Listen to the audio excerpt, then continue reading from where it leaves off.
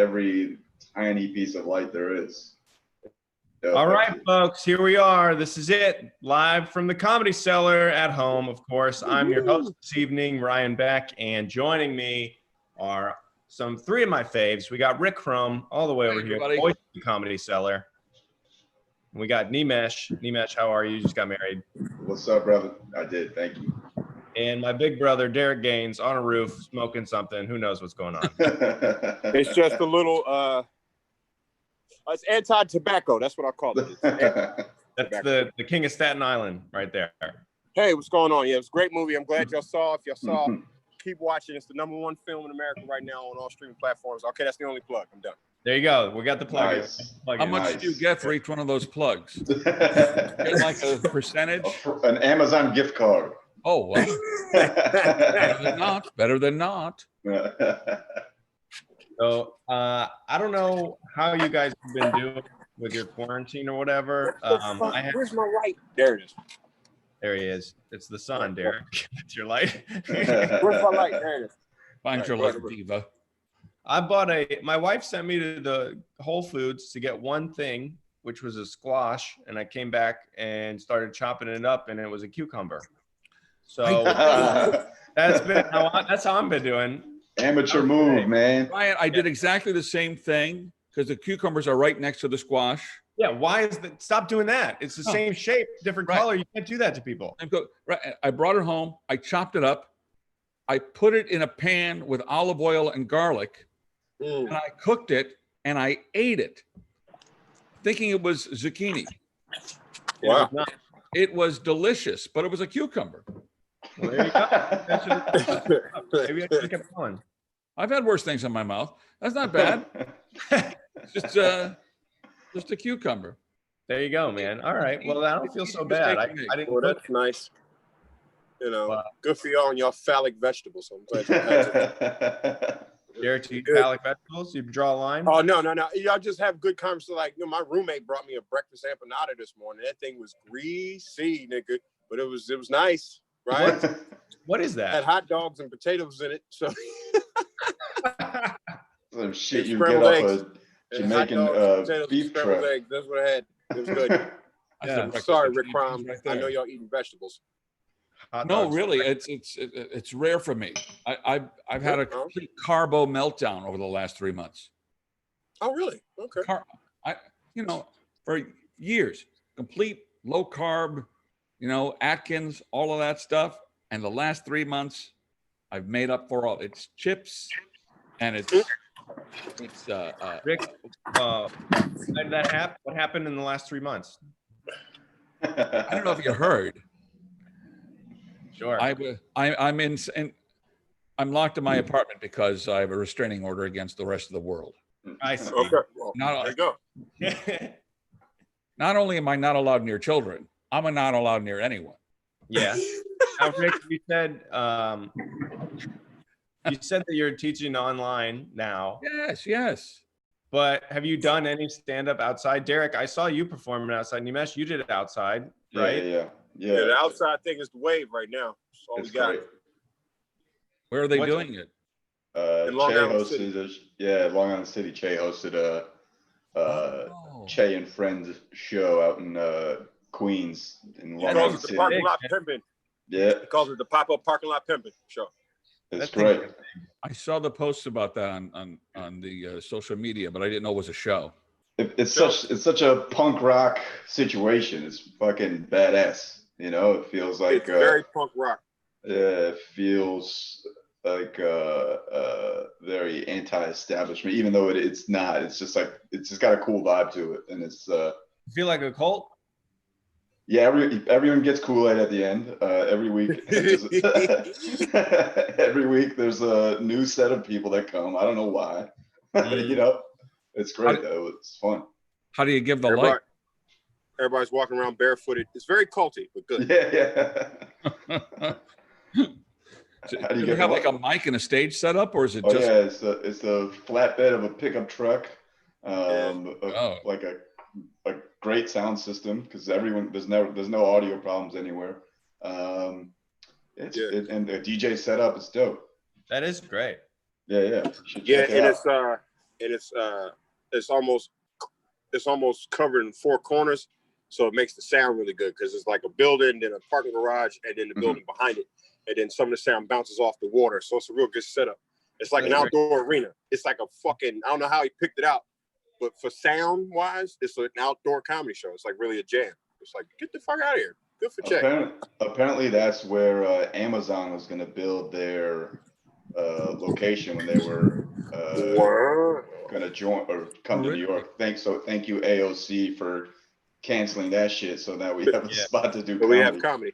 Yeah.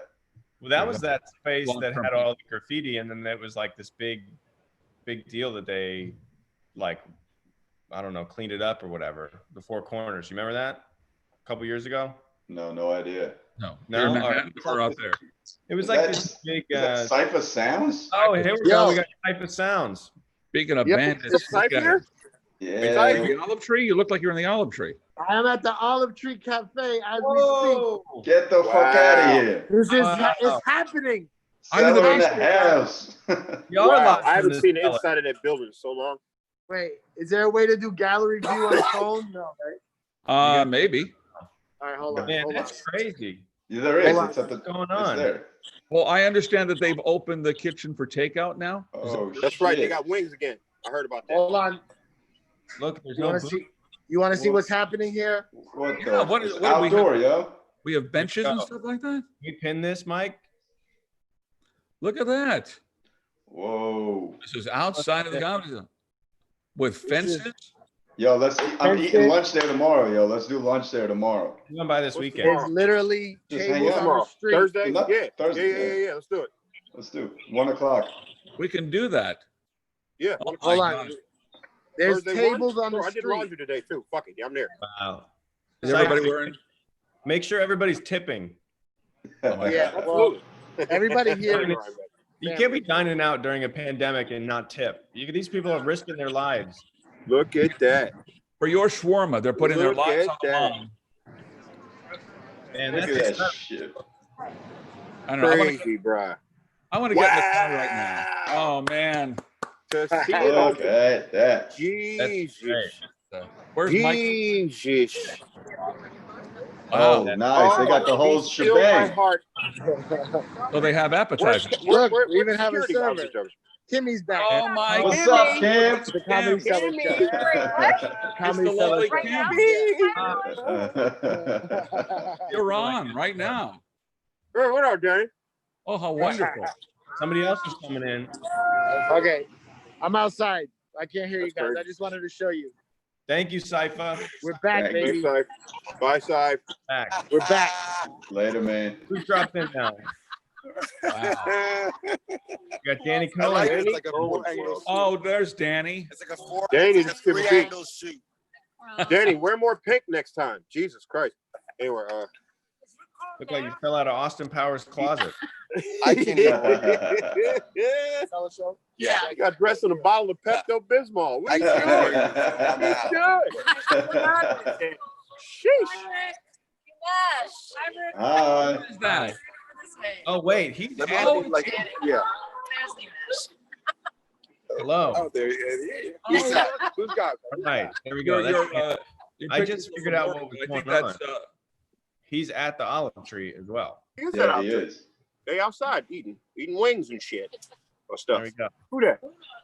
Oh, that's just regular people. Okay. Oh, what a sight for sore eyes. That is really wonderful. That is a cool sight to see, man. It is. It's nice. But I swear, I hope they keep the tipping. Yes, it is. Guys, I can't hear you because I'm outdoors and I don't have an earpiece. You can't hear all the great insults. I can hear that scarf you got on. You look like Johnny Depp in Blow, man. You look. Well, I don't want to be rude. I can hear that. Danny is actually reenacting the gay pride parade all by himself. I wouldn't say that. I was just saying it was just a lot of I got you. Somebody has to do it. All right, I think he's gone. Oh, he's back. Hi, Danny. Come on, let's have a good conversation. Hey, can you hear me? Yeah. We can hear you now. So what's going on? Well, Nothing much, Danny. I Not bought really. I bought a new pan. I bought a new pan the other day because I needed a pan to make eggs. Yes. And because my old pan, the Teflon rubbed off. I'm like, oh boy, now the eggs are sticking to the pan. It's time for a new pan. It's the And I worst. went through I couldn't find a pan that wasn't made in China.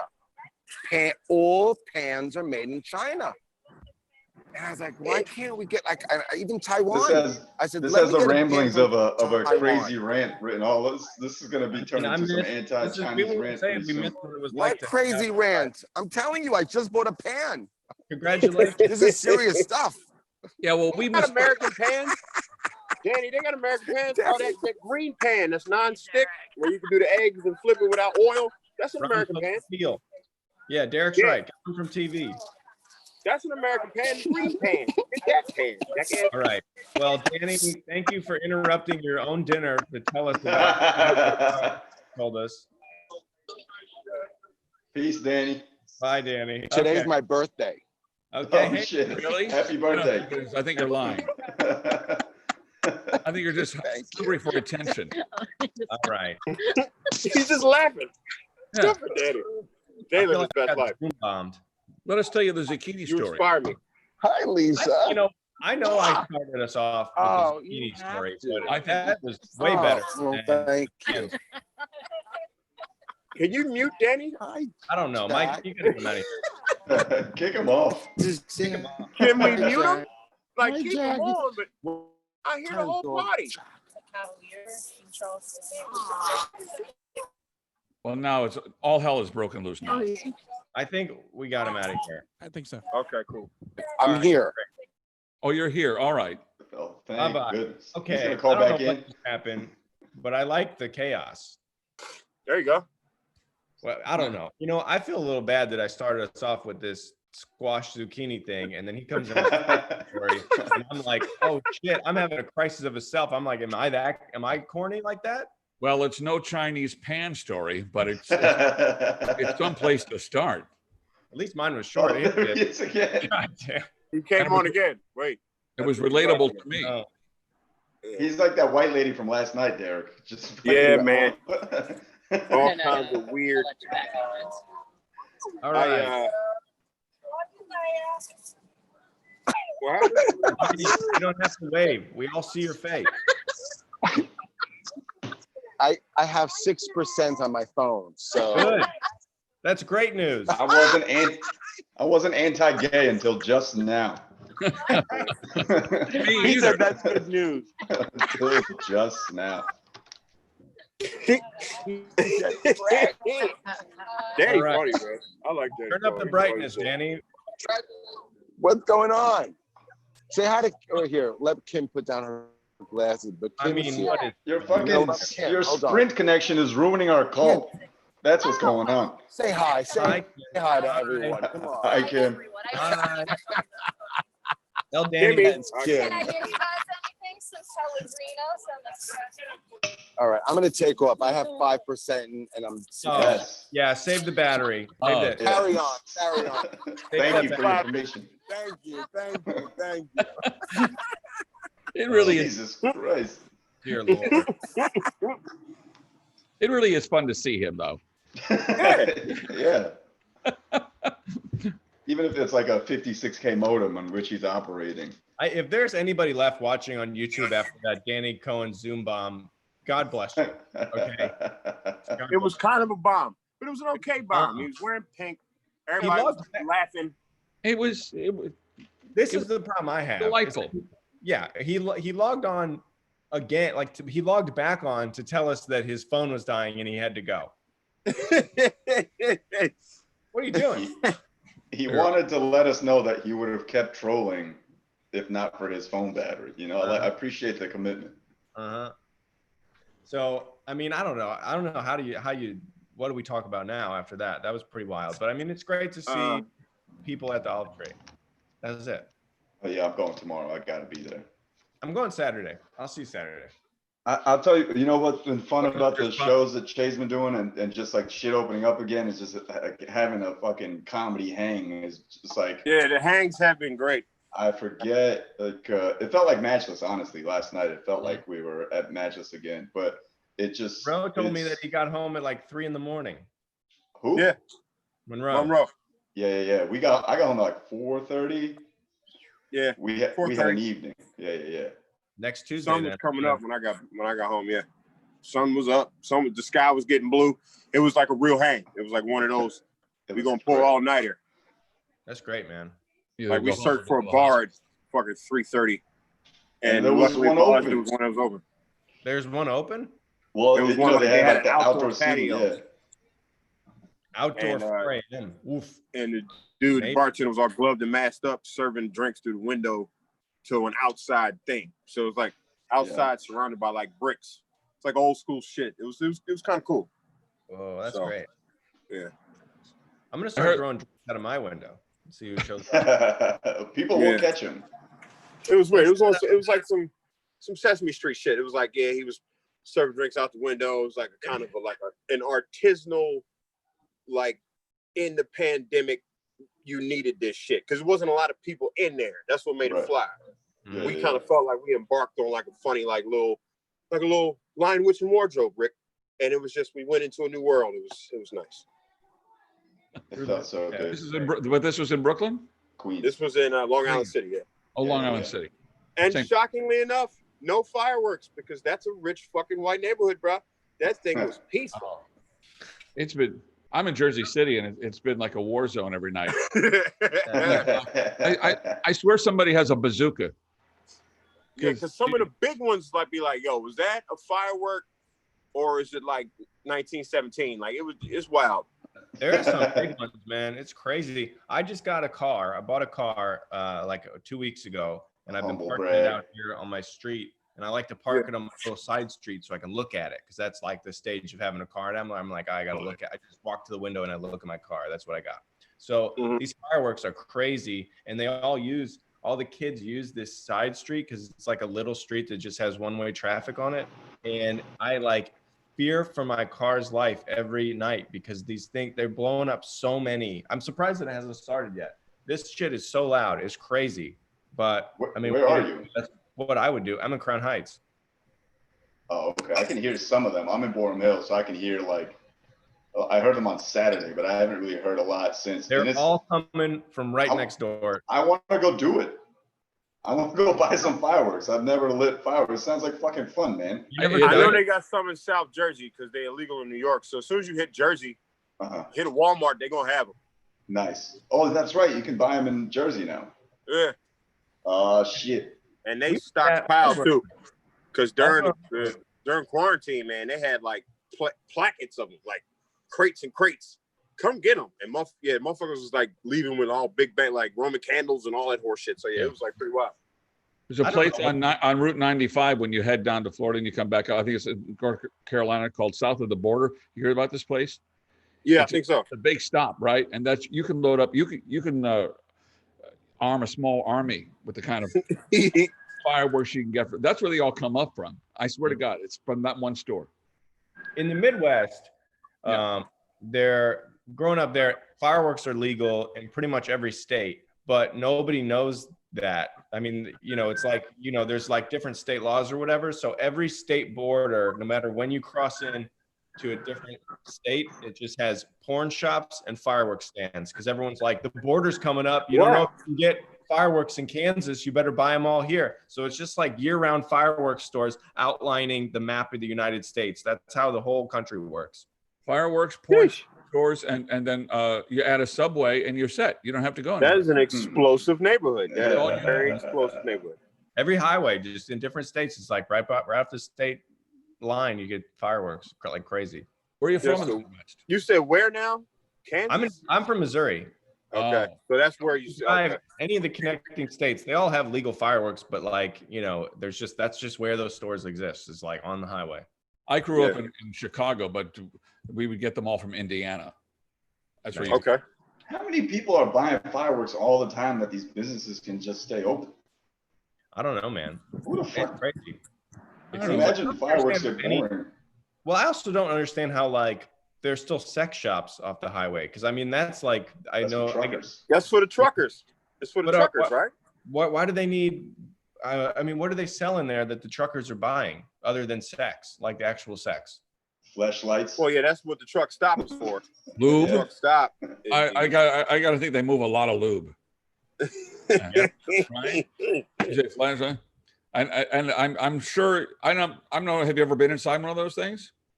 No. Because you can Google the term buddy booth, which is a whole other experience. So I that's can put it together. I imagine that's where you go in. Go, Rick. I don't want to. This is a family show. I don't want to get into detail, but it does. Well, there's a wall between you, but there are openings. So, Glory hole.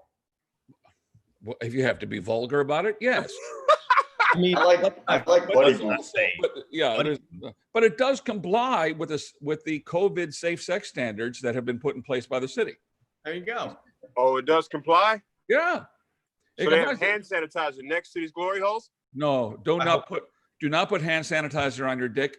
This is one thing I've learned from experience. Don't do that. All right. Oh, Check geez. and check. Yeah. Now listen, I've lived a long time and I've learned some things that people should know. Man, a buddy booth sounds like something that you'd buy to watch like the Nets play. You know, like you need. I've met a couple of the Nets in one. Sixers are in town. Oh shit. A couple of Nets, a Nick, and I think a Yankee. Rick's gonna answer Dinwiddie. You think a Yankee? A Yankee. Ha. Anyway. Nice. That's that was good terrible. Midwestern punch you know what? shit. I apologize. That was my fault. I apologize, guys. I'll Let's give carry you a on with the Yankee. They are bringing baseball back. Y'all see that? I saw that. They are. Well, it's outside already, and don't nobody go usually until it's like the big games. So you know, Well, that's nobody's social not gonna distancing. have fans. No fans. Oh, okay, What? Fred. They just got to get to play the game, huh? Mm-hmm. I'm watching. Well, I guess most of the money at TV revenue, right? Exactly. Yeah. Absolutely. I feel problem bad for the hot dog guy though. Right. Yeah. Those guys, I don't know what they're gonna do.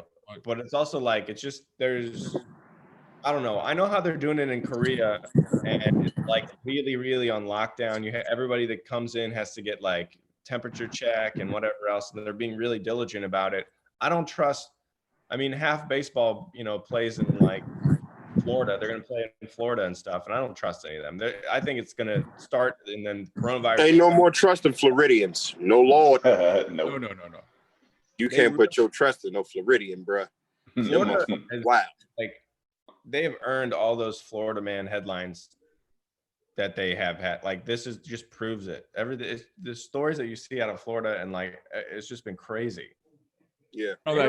All you have to do is type in your birth date and the name and the term Florida man or Florida woman, and something crazy comes up. There's something for every date for every year. Oh wow, that's beautiful. I gotta do that. I think It's like one of those New York Times front pages of when you were born, but for Florida, that shit would be dope. Oh yeah, Florida man. Florida man. That's my next musical, Florida man. I knew Florida was bad. I got sun poisoning the first time I went to Florida. Sun poisoning. I went on my senior trip and it was so hot and I ain't putting no fucking suntan lotion on. I got like a weird sunburn and my skin broke out. And I was at medieval times, and all my classmates was like throwing ice on me to cool me down. It was weird. Florida was fucking weird. That's how you know you're black as shit and you have sun poisoning. God damn, dude. Sun poisoning. How long No, were you it was just that Florida sun. I think it's the mix of radiation, whatever ignorant shit they got going on, and even that sun. Even the sun is racist in Florida, yo. Even the sun is racist. Like that old saying, it's like the air is a little racy, right? It's weird. Yeah. I like Miami, but other than that, I'm like, and even Miami is sketchy. So I'm sorry, guys. As they say, it's not the heat, it's the stupidity. There you go, boy. They be eating faces down there. They still eating faces down there? That's where the bath salt thing was. I was just thinking that this Trump rally in Tulsa, and I don't want to get political, but to me, it was like as if the Darwin Awards had a Super Bowl. I mean, it's just.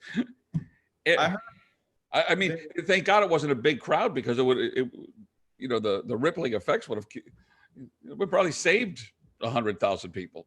Yeah, I mean, it was big enough to be a little scary, and then he keeps having these things. But I heard that the whole time in Trump, when he was in Tulsa, he was just telling this horrible story about how he couldn't find a pan made in America.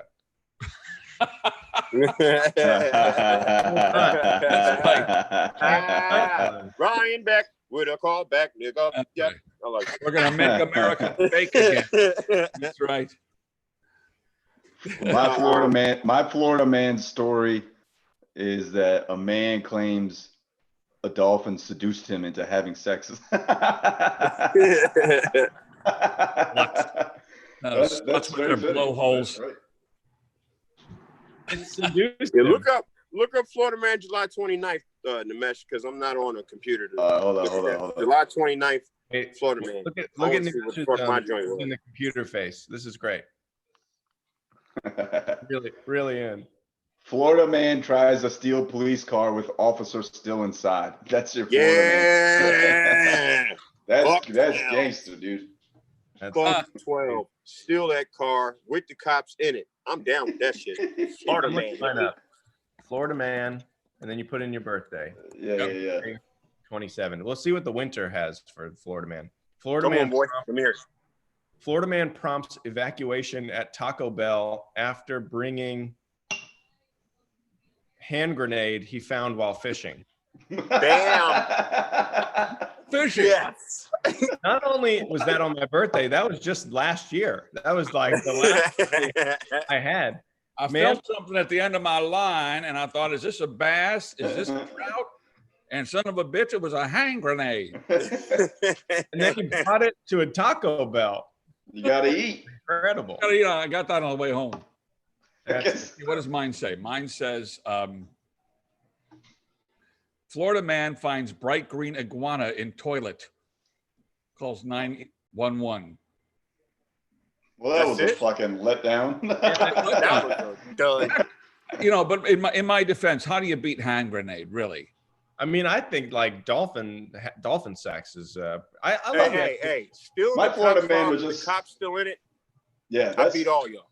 Yeah, love is love. Well, in my circumstance, because if my Florida man lived through that, that's some heroic shit. They need to write a movie about that. Not a chance we lived through that, Derek. And if he lived through it, I'd test for that. I'd test to be the hero for that movie. If he lived for it, we know he's white. Huh? Oh no, his is not. He's gonna live if he's white. They probably gonna stop at a Dunkin' Donuts and talk about it. Yeah.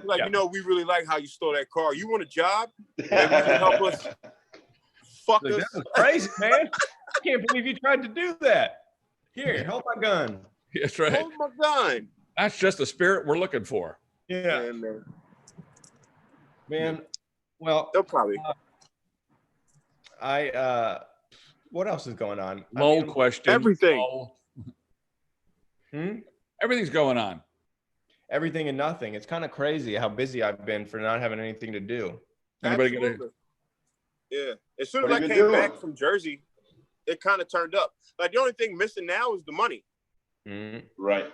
It's just like, we hanging out, but in the back of our minds, like shit, we are really just doing some day camp shit. It's like, but I do work. I mean, you either got a podcast to do, or you got to have some conversation with somebody. You meet somebody outside to talk, whatever, when everything comes back. So you still busy. You just ain't making shit. It's weird, but you got to stay positive, right? Right. That's what they say. Part of me is worried that I forgot how to grind. Like I forgot how to get out and do, run around to multiple spots and whatever else. I mean, you don't have the option right now, but part of me is like, I don't know. I'm very comfortable in the house. I've made myself very comfortable around here. I've heard a lot of people saying the same thing, man. Like they're kind of happy with all this casual living. I was talking to a fine young woman last night. She was talking about how casual it seems to be. And everybody's got this whole friendship and bond and, focus on what's important. So everybody's real spiritual now. Everybody's, crocheting bags and shit. It's weird. Everybody's about, all my black friends are thinking about being farmers and shit. So it's like, it's a new, why not, like man? a new thing. Yeah. I'm not against it. It's nice to take a pause from the usual New York grind to realize just what kind of chaos we live in every day. Every day.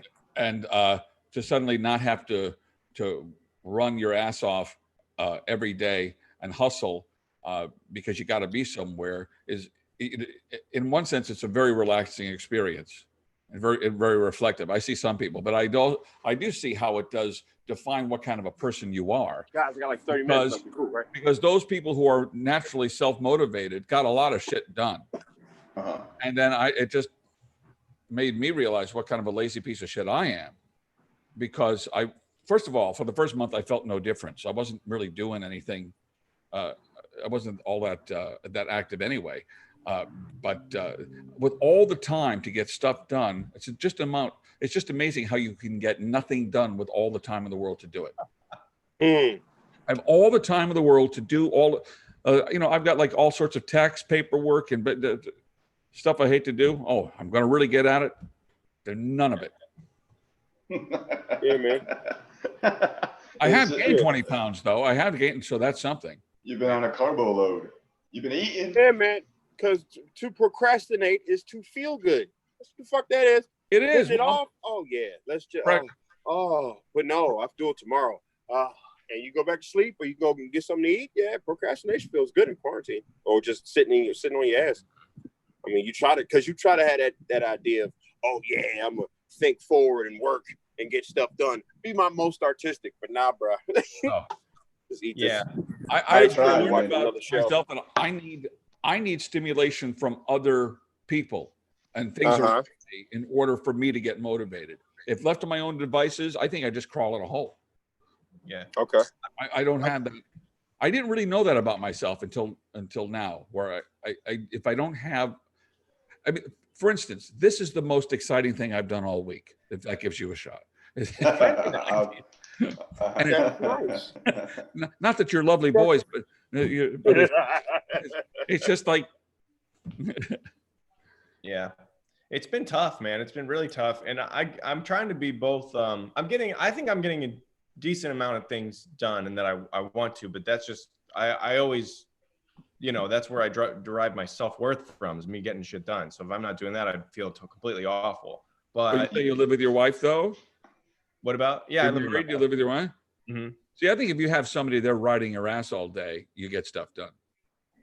Yeah, she was at work. She recently got furloughed, so she was at work and doing stuff. So when she was working, I'm like, oh, what am I going to do? I can't, just sit in here and bother her. So I would go and off and do stuff. But the last few weeks, we've been trying to find out this new routine and whatever else, and it's been kind of tough. I feel pretty good about the stuff that I got done, but I always want to get more done. That's just the kind of, Have you been protesting and using your white privilege?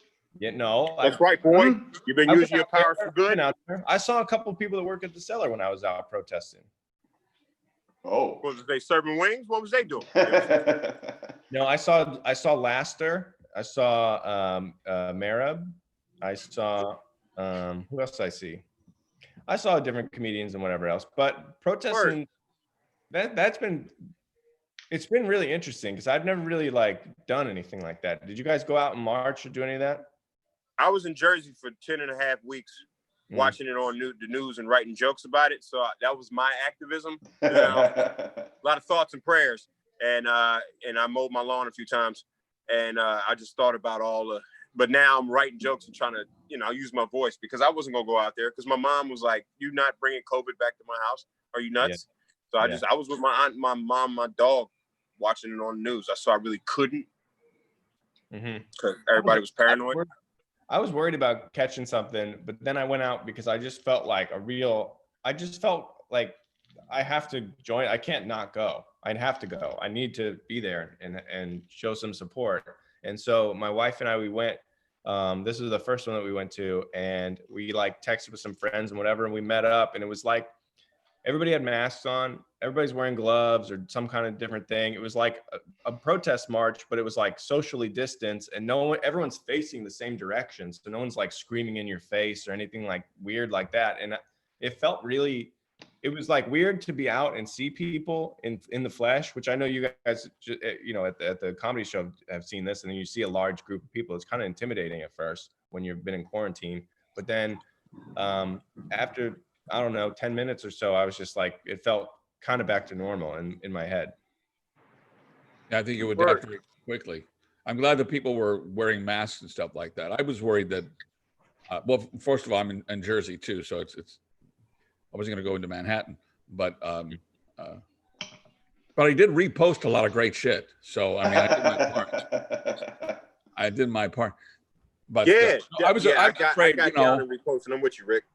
Well, you know, I'm over 60, so I thought, I don't know. I don't even know how healthy I am. So the idea of being in big crowds kind of scared the hell out of me. But I, you know, I found this as in terms of reposting things that I thought were very well articulated and very heartfelt, that I didn't write anything myself because I was so afraid of saying the wrong thing.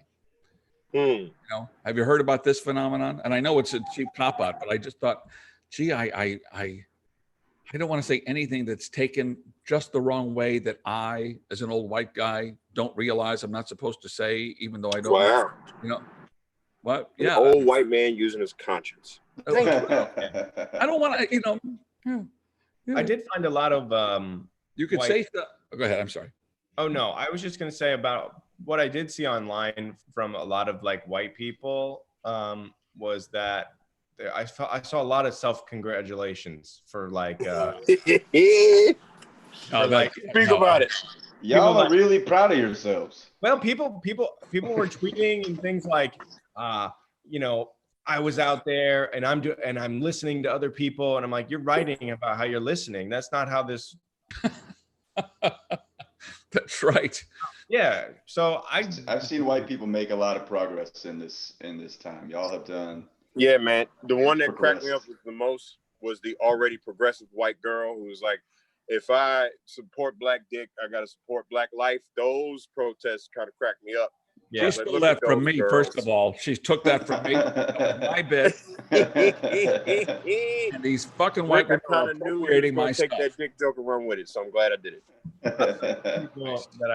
The most annoying people at the protests that I saw were some of those young white girls, Derek, because they were getting crazy. It's like they were not taking the tone from the black people who were like, you know, peacefully marching and whatever else. There were a handful of white girls, like different groups, that were going nuts. They're fucking spinning around, throwing middle fingers. They're saying, fuck you to the police. And I'm like, you cannot do this because you're not spray praying Black Lives Matter on establishments, and then black people was like, bitch, what are you doing? They're gonna blame that on us. Right. It was like right. It's like they're like, they don't even recognize that they're using their privilege not to be attacked by the police while they're going, fuck you.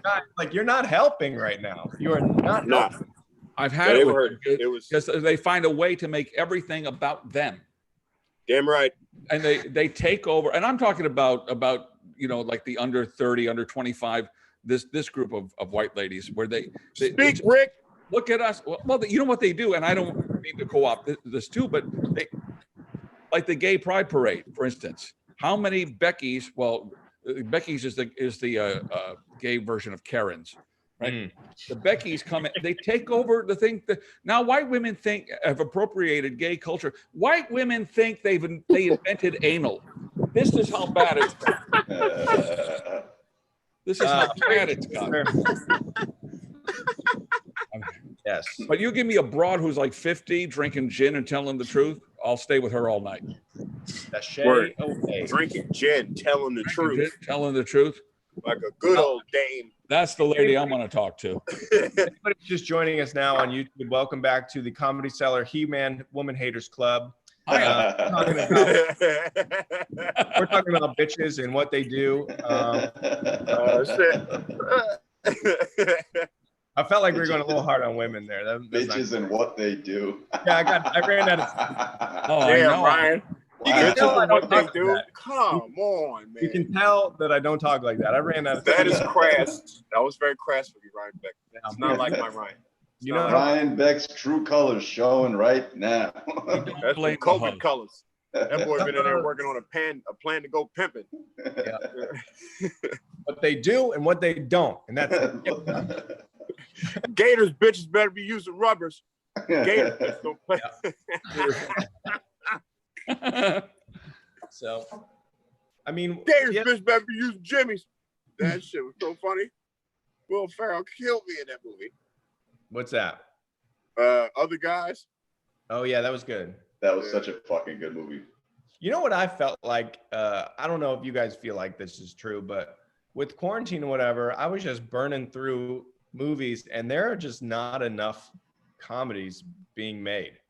Not enough. Like what, like 2 or 3 maybe that are a year now, and some of them are good. Like not all of them are good. It's crazy. It's like The Hangover. Then they made the Horrible Bosses series, and then they made like a couple of funny like action movies after that. But it's like pretty much Judd is the only person making comedy movies now that I've in the last 5 years or so.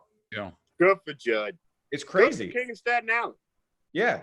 Well, Derek, you got one plug. You already did it. So, Yeah. I'm curious about this. I'm shutting up.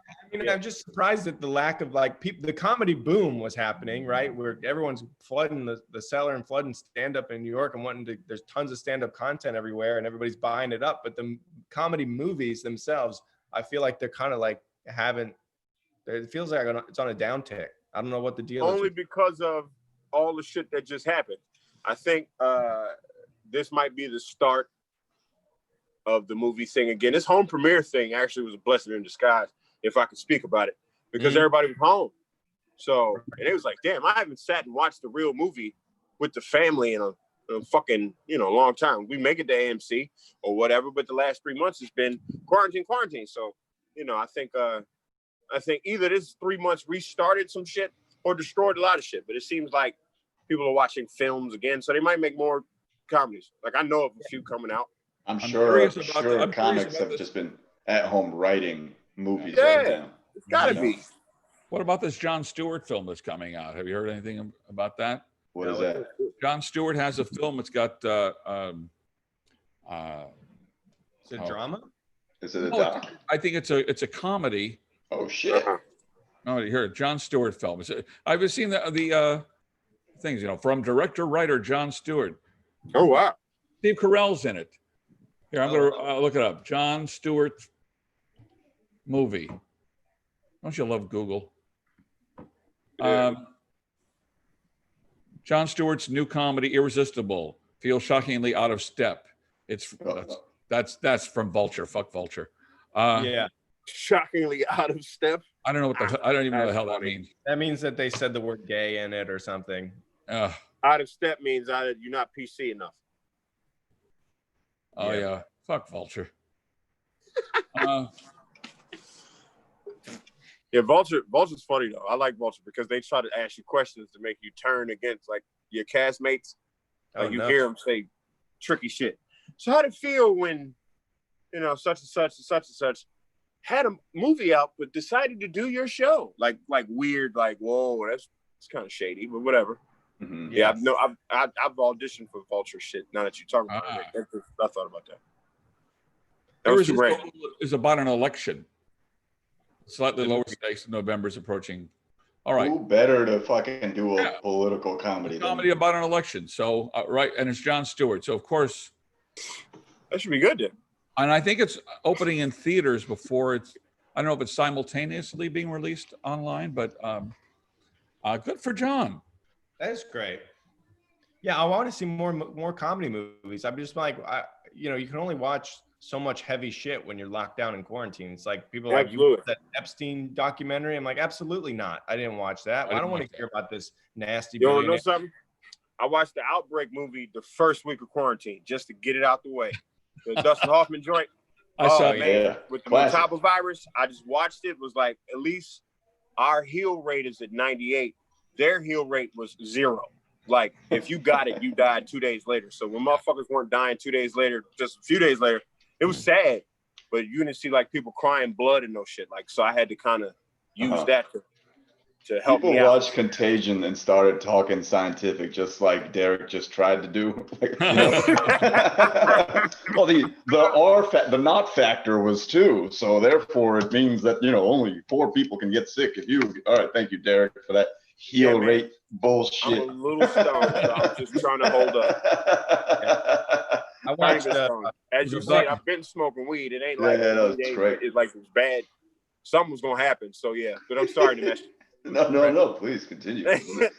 Mr. Derek Gaines, PhD of every virus. Let me explain something to you right now. Watch a scary movie when stuff is scary so you can even yourself out. Science, Right. nigga. Yeah. That's right. I was the only person in America never to have seen Breaking Bad. And Really? right. I had never seen it. And Rick, you don't know what you're missing, man. well, I binged the whole thing. I binged, Yeah. I binged cool. every episode of every season, and then the El Camino movie. And My girl and I Wasn't just it good? did. Wasn't it good?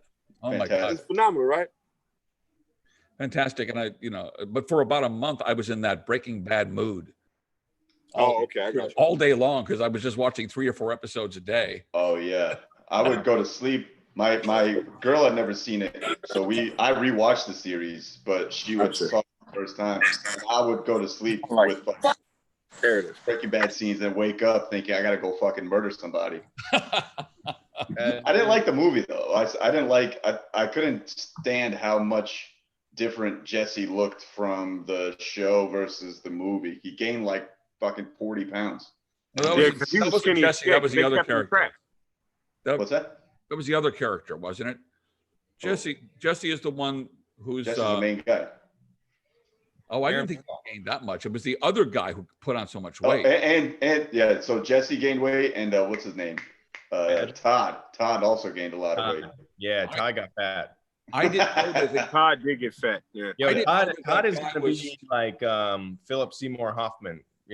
He's gonna just keep getting bigger, and he's a really good actor, and everyone's gonna be like, that guy's great. And then he's just gonna keep getting weirder. Yeah, just weirder and bigger. Because he ain't got no he don't really have facial hair, so he's just like a Also, blob. if people are booking you, what's the incentive to take care of yourself? Yeah, but he's got that. Work's coming in. I'm gonna pound the Cheetos. Yeah, but he looks like kind of like Irishy, meat and potatoes kind of guy. And Yeah. he just blew up from that. Yeah. I did a scene in that movie, the Post, and he was in that movie too, and he was there the same day, and I had spoken to him, but I hadn't seen Breaking Bad, so I wasn't like intimidated by him at all.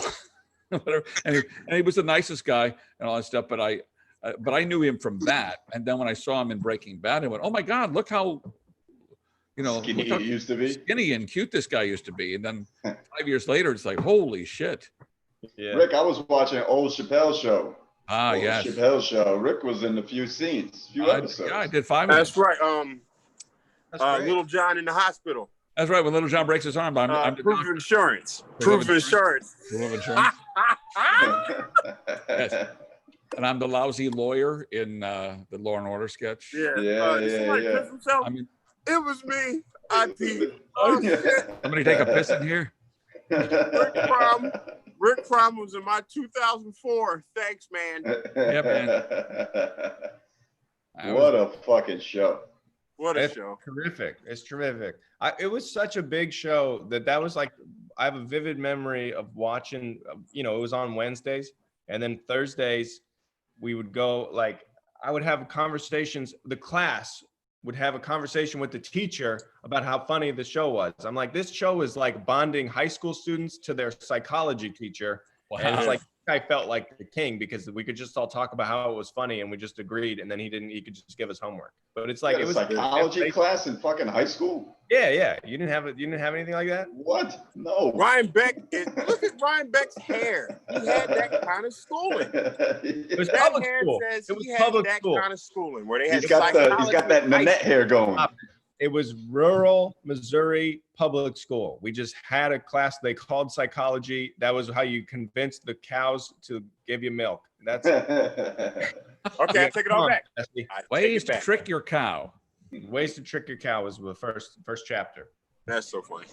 No, but it was public school, man. But like, that's what I remember about that show is that it, like, generations You know, it had everybody. It's incredible. Rick, Yeah, man, it was that great lousy lawyer sketch is one of my favorite ones because that's where you meet Tron Carter, and he's got the sign that says "Stiff" on it. Tron Carter. Yes. I He plead simply the goes fifth. by Tron. There are so many amendments in the Constitution. I can only choose one. I can only choose one. I plead the fifth. That fifth. No, man. Now, remember on the reparations episode when Tron won $1 trillion in a dice game? Yeah, he was like, hot hand in the dice game, baby girl. I was clackety, clack. What a fucking, oh my God, dude. And I love now you can just get them, you can watch the DVDs or you can watch them on streaming uncensored with all of the language and all that stuff. Dave broke a record with that, didn't he? Like it was the highest DVD series of all time to be sold. I got a lot of checks from those DVD things. Word. That's great. He made me a lot of money. That's beautiful. Yeah. That's not anymore. Now we get checks for 19 cents, but no, then, oh my God, when DVDs was bumping like that, when people was just pushing their shoes. Sheesh. That's how Seth MacFarlane made all his money, was DVDs. What? Family Guy. Yeah, man. That Family Guy DVD, yeah. Like everybody had those DVDs, and then they brought it back and gave him a boatload. I mean, he prints money now, but like that guy, you know, they canceled his show, and then the DVDs like made him like a millionaire. And then they brought it back, and then it's a hit because it's still my favorite cartoon to like right now. Mm-hmm. I'm going through The Simpsons right now. I gotta go. Like I just started. You went back to the set because The Simpsons. Well, The Simpsons is an institution. They got their own channel. That shit's cold. Yeah. I'm on season 7, like episode 15, because it's all on Disney Plus. That's the good stuff. Oh, it's fucking incredible. They had a joke on there the other day. Is Lisa asked the lunch lady when she turns vegetarian, she goes, "Is there anything that doesn't have meat in it?" And the lunch lady goes, "Possibly the meatloaf." And it's just fucking, I lost my mind. It's like, what a joke. Just so clean and simple. There's not an extra word in that entire show. Yeah. Good call. My wife and I, they have this Office Ladies podcast where the Jenna Fisher and Angela Martin go through each Office episode. Mm-hmm. And oh, wow.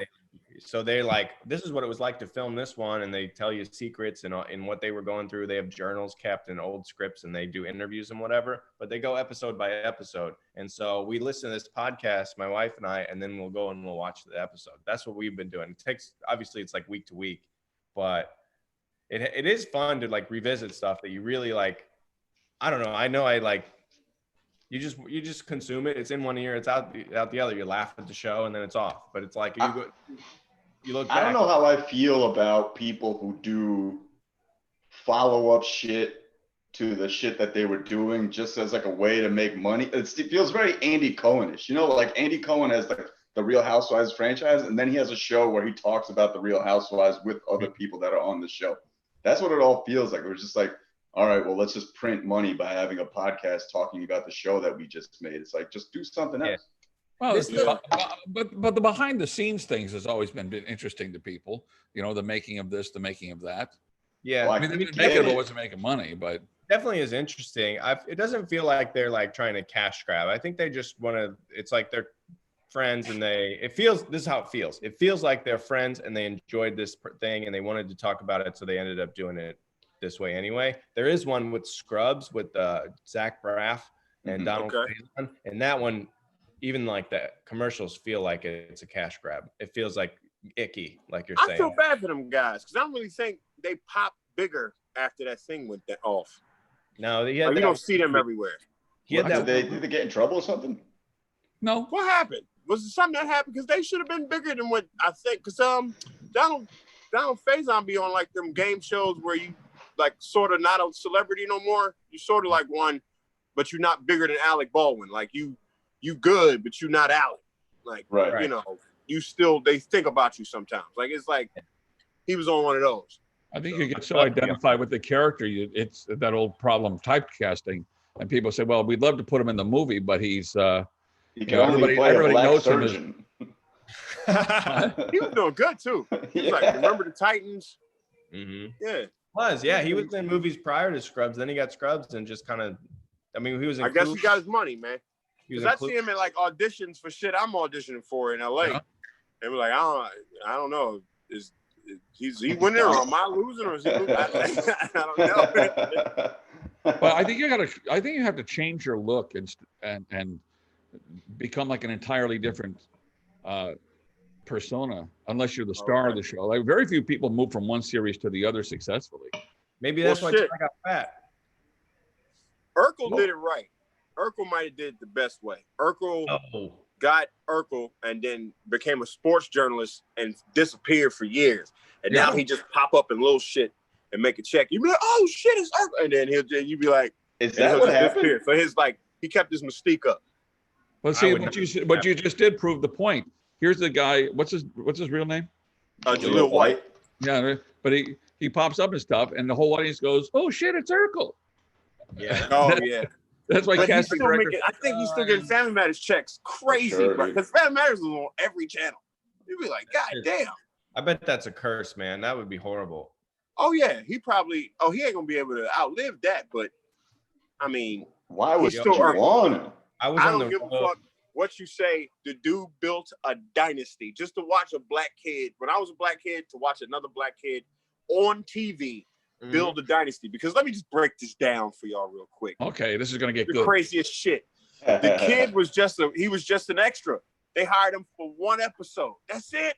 Because they thought they could make it because it was Harriet and Carl's spinoff from Perfect Strangers. So they thought they could do it, but then when the ratings came back, they was like, nigga, this is just Diet Cosby. So they was like, all right, we're going to lose this show. We need something. How about we bring in a nerd to like Laura and Laura don't like him? Oh, that should help us out for a season or maybe get us back on the air. This boy came on and changed the entire 90s. Wow. It's like, when I was on quarantine, I was like, yo, this dude he's a fucking icon. I don't care what nobody say. You should be glad people still go Urkel. Because nigga, you changed the 90s. How you change a decade of TV? He did Stefan Urkel, and he made a robot. Ryan Beck, Missouri. You were Missouri probably in grade school going, you see what the dude did when he went from Family Matters and parachuted over to Step by Step? Get the fuck out of here. That nigga. That boy was great. And he should come back with like a Jekyll and Hyde thing, but now he's Stefan. Urkel. And then he did Stefan, who is running from his alternate personality, Urkel, as a grown-up. And that's the plot of the show. But that's the later Rick, season. it's not even about that. Rick, you ready for this? You ready? All right. I have been so high for 10 weeks watching Family Matters that I broke the whole thing down. It's just, dude, Stefan had nothing to do with Urkel. It had everything to do with Laura. Urkel loved Laura so fucking much, and she didn't accept Urkel, that he made himself a different person for that bitch. She was ungrateful until the last 2 episodes. It's like buddy love. It's like fucking awful. Dude, Urkel did everything in his power to prove his love to that girl, and she played him every season. It was like Myra was wifey. Myra was wifey, and Steve Funkhouse. He knew he had a gem, but was like, Laura Winslow is my John, even though she don't even like me for me. I was like, oh, but he was so smart. It's like Cyrano. Transformation chamber. Shit was crazy. It really was the Shakespeare of our time. And that concludes our episode of Bitches and What They Be Doing, hosted by Ryan Beck. That's right. I'm sorry. I'm very passionate about it. But if you think about Urkel for what it is, it's crazy. I got to do my Bill Maher closing thoughts. Okay. If you're listen, everybody that's watching on YouTube or wherever you're watching right now, if you got a Laura Winslow in your life and she's not giving you what you deserve, you need to change everything about yourself. You hear that shit? You hear what you're saying right now, Ryan? That's what they taught kids. I know. It's crazy. That's crazy to me, man. Yeah. Because as an adult, you go, that's fucked up. Like, have some self-respect, Urkel. That's what you want. Man. Did she ever figure out it was the same guy? No, this is what happened. You ready, Rick? This is what happened. I'm riveted. Stefan got so fly, he left her to go be a model in Paris. So he played her.